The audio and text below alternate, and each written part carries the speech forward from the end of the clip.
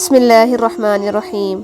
عبادت کرتے ہو مگر لوگوں کو ناخوش اور تکلیف دیتے ہو، صدقہ کرتے ہو مگر احسان جتلاتے ہو، اپنی نیکیاں ایسی تھیلی میں جمع نہ کرو جس میں سوراخ ہو۔ عمر کا تعلق سالوں سے نہیں ہوتا، بعض اوقات انسان عین جوانی میں صدیوں پرانا ہو جاتا ہے۔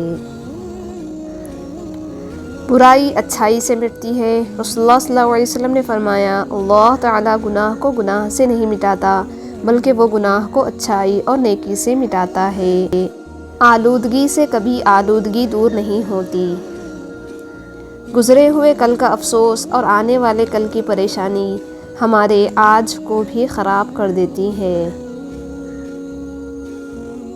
کائنات کا پہلا گناہ نہ شرک تھا نہ کفر، پہلا گناہ تھا میں اس سے بہتر ہوں۔ اپنے الفاظ کے غلام بننے سے بہتر ہے کہ اپنے خاموشی کے حکمران بن جائیں۔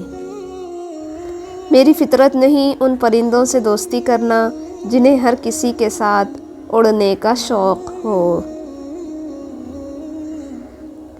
حضرت علی رضی اللہ عنہ نے فرمایا، صرف ایک ایسی محبت ہے جس میں طعنہ نہیں، الزام نہیں، رسوائی نہیں، شرمندگی نہیں، بے سکونی نہیں، وہ ہے اللہ کی محبت۔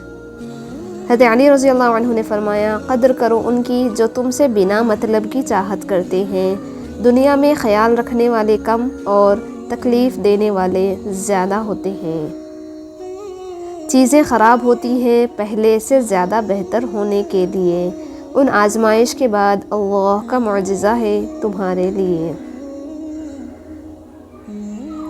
کچھ رشتے اللہ تعالیٰ خود خراب کرواتا ہے تاکہ ہماری زندگی خراب نہ ہو سکے، بے شک وہ جو کرتا ہے بہتر کرتا ہے۔ اپنے رب پر بھروسہ رکھو، وہ تمہاری من پسند چیز تم تک لائے گا مقررہ وقت پر، اور تم حیران رہ جاؤ گے انشاءاللہ۔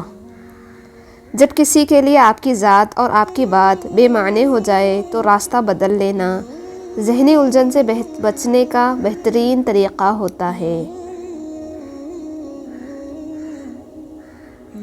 زندگی روز کچھ نہ کچھ سکھاتی ہے، لیکن بنیادی چیز یہ ہے کہ انسانوں سے توقعات کم سے کم رکھیں اور اوپر جو ذات ہے اسی پر توکل رکھیں۔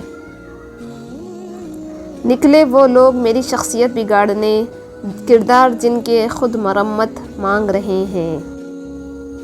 جس دن خود کی کمائی کی اینٹ خریدو گے اس دن باپ کی جھونپڑی کی قیمت پتہ چلے گی۔ سکون کی نیند تو بچپن میں آتی تھی، اب تو بس تھک کر سو جاتے ہیں۔